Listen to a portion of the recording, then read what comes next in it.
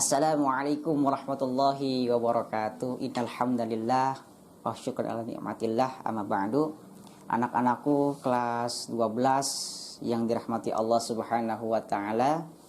Insyaallah di sini Bapak akan melanjutkan materi yang sudah Bapak paparkan waktu minggu-minggu yang lalu. Yang mungkin sekarang Bapak akan melanjutkan bab 2 ya.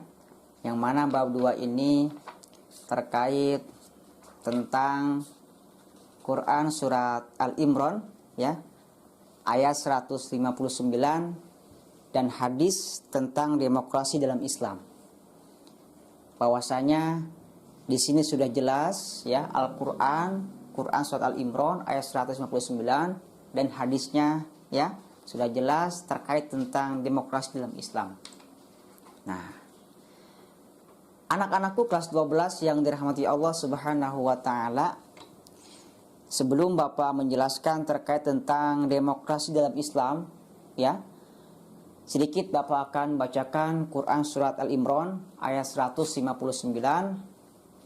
Silahkan kalian cermati, dibuka bukunya ya, yaitu halaman 20 ya, di buku paket kelas 12 halaman 20 ya, ayat 159. Quran surat Al-Imran ayat 159. A'udzu billahi minasy syaithanir rajim. Bismillahirrahmanirrahim. Fabima rahmatin minallahi linta lahum walau kunta faddan ghalidhal qalbi lanfaddu min hawlik fa'fu anhum wastaghfir lahum wasyawirhum fil amr فإذا عزمت فتوكل على الله Innallaha yuhibbul mutawakkilin. Shadaqallahul azim. Nah, itu Quran surat Al-Imran ayat 159. Dan ini menjelaskan terkait tentang demokrasi ya, demokrasi dalam Islam. Mungkin kalian sudah tahu demokrasi itu apa dalam Islam ya. Mungkin waktu kita pemilu bisa dikatakan pesta demokrasi, gitu kan? Pesta demokrasi. Nah ini bahwasanya demokrasi ini ada dalam Al-Qur'annya. Dalam Quran surat Al-Imran juga dijelaskan demokrasi tersebut. Nah, di sini sebelum Bapak menjelaskan terkait tentang demokrasi, nah di sini ada asbabun nuzul Al-Qur'annya. Kenapa sebabnya ini Al-Qur'an demokrasi ini turunkan? Nah, pasti ada sebab-sebabnya. Kenapa? Nah, asbabun nuzul ayat tersebut yang diturunkan oleh Allah Subhanahu wa taala melalui malaikat Jibril dan disampaikan kepada Nabi Muhammad sallallahu alaihi wasallam, sebab waktu zaman dahulu ya, di dalam karangan tafsir ulama ya, asbabun nuzul Al-Qur'an ini secara umum ayat ini menegaskan bahwa dunia, kekuasaan, harta, anak keturunan, dan pengikut yang tidak mengindahkan nilai-nilai agama tidak banyak memberi manfaat di akhirat kelak. Penerapan musyawarah atau nilai-nilai demokrasi hanya diperuntukkan bagi hal-hal yang bersifat duniawi. Misalnya, terkait dengan urusan kemasyarakatan yang berpotensi mengalami perubahan dan perkembangan yang belum ditemukan pertunjukannya atau sudah ditemukan tetapi masih bersifat global. Nah, selanjutnya musyawarah yang termasuk dalam kategori persoalan yang mengalami perkembangan dan perubahan, petunjuknya dibuat secara prinsip-prinsip saja agar dapat menampung perubahan dan perkembangan sosial budaya manusia. Nah, demokrasi ini bisa dikatakan kita memilih pemimpin ya, secara pesta demokrasi, secara memilih. Kalau mungkin tahun 2019 kemarin kita mencoblos presiden dan wakil presiden Republik Indonesia. Selain itu, kita mencoblos anggota DPRD wilayah kabupaten, kota, provinsi, bahkan pusat RI dengan diadakannya yang namanya pesta demokrasi, memilih pemimpin yang baik. Ya, jangan asal memilih pemimpin. Kalau kita asal cuma hanya ada uangnya saja, ya dibeli kita uang 10.000, nggak ada apa-apanya. Kalau orangnya nggak bener, ngapain kita coblos orangnya? Ya, kita lihat, ya lihat dari sikapnya, bermasyarakatnya kayak gimana, ya. Kita melihat situasi keluarganya kayak gimana, ketika sudah menang kayak gimana. Apakah dia sudah menang itu melupakan kita? Apakah merangkul kemasyarakatannya? Kita harus lihat. Ya, kita lihat cara berpikirnya, cara sikap tutur katanya, cara perilaku perbuatan yang mungkin berbau di masyarakatnya kayak gimana. Ya, bukan hanya di ucapannya saja, tapi tingkah laku pola pikirnya ataupun tingkah laku perbuatannya di masyarakat kayak gimana. Nah, itulah yang harus kita coblos. Jangan kira cuma hanya kita diberi uang 100.000 dalam jangka waktu 5 tahun loh. 5 tahun memimpin negara. Cuma hanya dikasih uang 100.000, nggak ada apa-apanya. Coba 5 tahun 100.000. Seharinya berapa coba? Ya, 1.000 juga nggak bakalan. Ya, 100.000 5 tahun, ya Allah, Allah karim. Ya, disogok sama tim suksesnya. Kamu milih ini ya, kamu milih ini ya, anggota DPR-nya kamu milih ini ya, presidennya. Kita lihat nih, visi misinya ketika debat kandidat, visi misinya kayak gimana, ya. Ketika dia misinya bagus, visi misinya bagus untuk membangun negara, tidak banyak utang-utangnya atau gimana, ya. Nah, itulah yang harus kita coblos. Kayak gitu. Jangan asal cuma hanya kita diberi uang, diberi sembako, diberi barang-barang perhiasan, diberi barang yang lain yang mewah. Akan tetapi, ya, pada saat dia menang, lupa dengan janjinya. Kita berpikir, lah, ini katanya misinya bagus, bahwasanya ingin membangun negara kesatuan Republik Indonesia. Tapi kenyataannya, coba bayangkan. Nah, bayangkan oleh anak-anakku sekalian, ya, kelas 12 khususnya, sudah berpikir kalian sudah dewasa lah. Ya, sudah dewasa ketika kalian sudah lulus, punya KTP, insya Allah akan mencoblos nanti. Pilih, ya, pilih diantaranya untuk memimpin negara, baik itu wilayah, ya, entah itu bupati, wali kota, gubernur, bahkan presiden.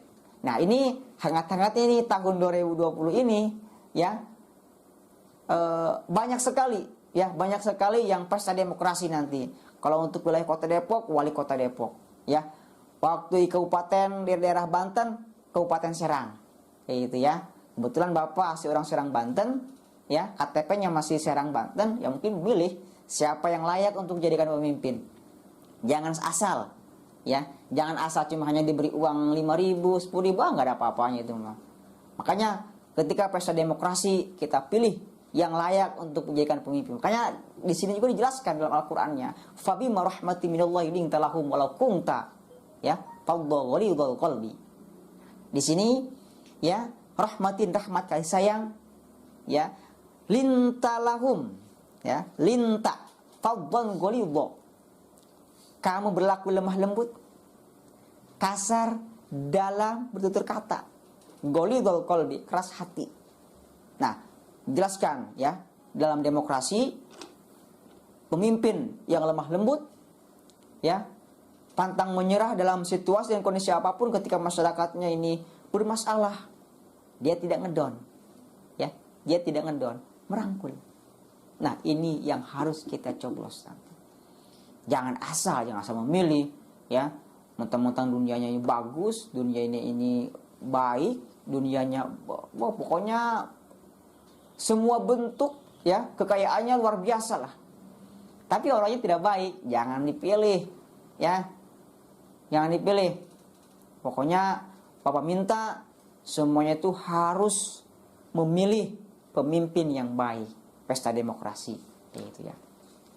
Anak-anakku yang dirahmati Allah Subhanahu wa taala. Nah, Dalam isi kandungan tadi, Quran surat Al-Imran ayat 159, isi kandungan ayatnya yang pertama itu Rasulullah SAW senantiasa bertutur kata lemah, ya, kata lemah lembut dan santun, baik kepada kawan maupun lawan, ya, karena mendapat bimbingan langsung dari Allah Subhanahu wa taala dengan rahmatnya.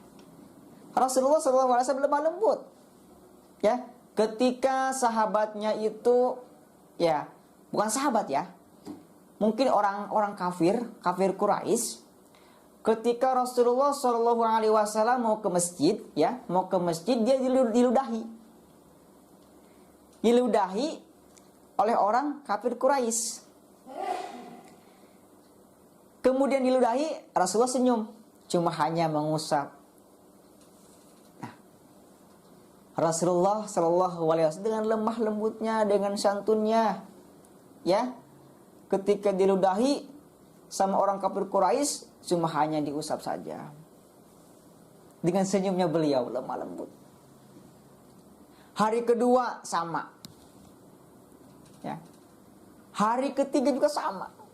Bahkan hari keempat Rasulullah SAW ketika melintasi, ya, orang tersebut bertanya, "Wahai sahabatku," dia tanya ke sahabat yang lain, sahabat Rasulullah, "Ini orang yang sering meludahi saya ini kemana?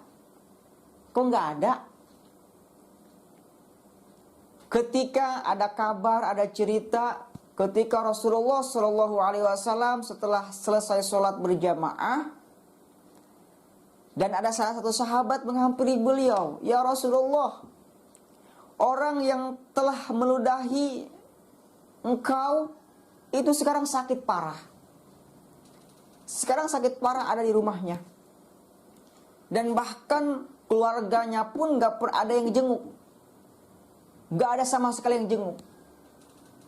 Gimana ya Rasulullah?" Dengan lemah lembutnya beliau, dengan ucapan beliau, "Wahai sahabat, mari kita ke sana. Mari kita datangi orang yang meludahi saya. Yuk kita membawa buah-buahan, kurma, makan yang enak buat orang yang meludahi saya." Dan ketika beliau menghampiri, "Assalamualaikum," yang nggak dijawab karena orang kafir, ya, yang dijawab oleh sahabat, "Waalaikumsalam." Ketika beliau masuk, Rasulullah masuk, dan dia merasa ketakutan, ya, merasa ketakutan bahwasanya dia takut Rasulullah marah.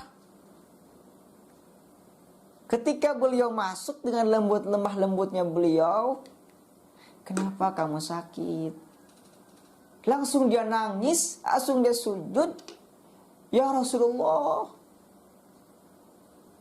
baru pertama kali saya dijenguk oleh orang yang aku sakiti. Orang yang pernah aku ludahi di perjalanan, bahkan sudah hampir 3 kali aku ludahi.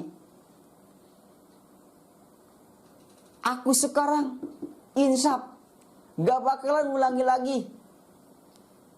Saya akan beriman. Saya akan mengimani agama yang dianut olehmu," kata orang yang meludahi. Dia dapat hidayah dengan ketegasan Rasulullah SAW. Maka orang tersebut, orang yang meludahi Rasulullah SAW, dia membacakan syahadatain, asyhadu an la ilaha illallah wa asyhadu anna muhammadar rasulullah. Tobat dia, dan jadilah dia orang muslim. Itu betapa pentingnya orang itu lemah lembut, Rasulullah SAW. Nah, makanya kita harus memilih pemimpin itu yang lemah lembut. Jangan sampai memilih pemimpin yang kepala keras kepala. Jangan sampai. Nah, ini isi kandungan ayat yang pertama ini terkait tentang lemah lembutnya. Yang selanjutnya, Rasulullah SAW dalam kondisi apapun senantiasa menunjukkan keluhuran akhlak, meskipun dalam situasi yang bergenting, seperti kejadian pelanggaran yang dilakukan oleh sebagian umat Islam dalam perang Uhud, namun beliau tetap bersikap lemah lembut, bahkan memaafkan dan memohon ampun untuk mereka. Saking lemah lembutnya beliau, subhanallah ya. Akhlak beliau, budi pekerti beliau. Kita sebagai umatnya belum tentu kita melaksanakan akhlak beliau. Tapi walaupun dengan cara seperti itu, kita mudah-mudahan dengan dapat hidayahnya kita ya, yang diberikan oleh Allah Subhanahu wa taala mengenai inayah, hidayah, taufik. Siapa tahu kita sebagai umat Rasulullah dan kita diakui sebagai umatnya, mudah-mudahan kita bisa mengikuti jejak langkah budi pekerti beliau. Hadirin yang dirahmati Allah Subhanahu wa taala, anak-anakku kelas 12, itulah mungkin beberapa isi kandungan ayat ya. Silahkan kalian baca isi kandungan ayat, masih banyak isi kandungannya. Kalau Bapak mungkin satu persatu menjelaskan, mungkin waktunya tidak memadai. Ya, tidak memadai. Gitu kan. Bapak cuma hanya meringkas saja. Ya, meringkas saja terkait tentang bab 2 ini ya, terkait tentang pesta demokrasi ya. Ada Al-Qur'an menjelaskan terkait tentang demokrasi, ada hadisnya mengenai tentang demokrasi. Nah, sekarang Bapak hadisnya nih. Bapak akan menjelaskan terkait tentang hadisnya. Apa sih hadis demokrasi itu? Nah, di sini langsung saja ya, bahkan banyak hadisnya juga banyak ya. Langsung artinya saja ya. Karena kalau hadisnya banyak juga ya, Bapak cuma hanya meringkas saja. Rasulullah SAW ya, dalam hadisnya dan diriwayatkan oleh Az-Zuhri, dia berkata telah mengabarkan kepadaku Abu Salamah bin Abdurrahman bahwa Aisyah radhiyallahu an. Nah, ini mana hadis kedua ya? Oh iya. Bahwasanya Aisyah radhiyallahu an ya, intinya Rasulullah SAW pernah mendatangi Aisyah ketika Allah Subhanahu wa taala menyuruhnya untuk memilih cerai atau tetap bersamanya pada istrinya. Kepadamu hal yang sangat penting. Karena itu, janganlah kamu berburu-buru menjawabnya sebelum kamu bermusyawarah dengan kedua orang tua Aisyah. Kemudian Aisyah berkata, beliau tahu benar kedua orang tuaku tidak akan mengizinkanku bercerai dengan beliau. Aisyah melanjutkan, kemudian beliau bersabda, sesungguhnya Allah berfirman, wahai Nabi, katakanlah kepada istri-istrimu. Sampai selesai 2 ayat, Aisyah berkata, apakah untuk yang seperti ini aku harus bermusyawarah dengan kedua orang tuaku? Sudah tentu aku menghendaki Allah dan Rasulnya serta kampung akhirat. Hadis riwayat Bukhari. Nah, ini isi kandungan ayat lemah lembut ya, lemah lembutnya beliau ya. Hadis terkait tentang lemah lembutnya Rasulullah SAW terkait tentang demokrasi. Nah, apa sih kandungan ayat tersebut dalam hadisnya itu? Yang pertama, Rasulullah SAW mengajak istri-istrinya untuk bermusyawarah, untuk kompak ya, dalam hal-hal penting dan sangat penting menghargai pendapat istri-istrinya. Karena istri-istri Rasul banyak ya, di antaranya Siti Khadijah, Siti Aisyah, dan kemudian yang lainnya ya, banyak. Jadi ketika ada permasalahan bentrok di antara istri sama istri, dimusyawarahkan. Itulah hebatnya Rasulullah SAW. Kandungan hadis yang keduanya, Rasulullah SAW memberikan pilihan kepada istri-istrinya untuk tetap hidup bersama atau bercerai jika mereka menghendaki kemewahan duniawi. Ya, kalau mereka menginginkan duniawi, pasti Rasulullah akan mencerainya. Tapi kalau mereka menginginkan yang masa ukhrawi, akhirat, maka Rasulullah tetap bersamanya. Ya, mungkin itu kandungan isi hadis. Ya, mungkin Bapak nggak panjang lebar karena masih banyak. Intinya isi kandungan ayatnya. Silahkan kalian baca di buku ya, halaman 25 terkait isi kandungan ayatnya. Ya, mungkin hanya itu yang Bapak sampaikan. Kurang dan lebihnya Bapak mohon maaf. Ya, sebelum Bapak akhiri, silahkan ketik komentar ya di kolom tersebut, ketik nama ya, ketik nama, kemudian kelas berapa ya, saya hadir gitu kan, saya hadir. Berarti kalian mencermati ya, mencermati intinya penjelasan-penjelasan Bapak. Mungkin hanya itu yang Bapak sampaikan, kurang lebihnya Bapak mohon maaf.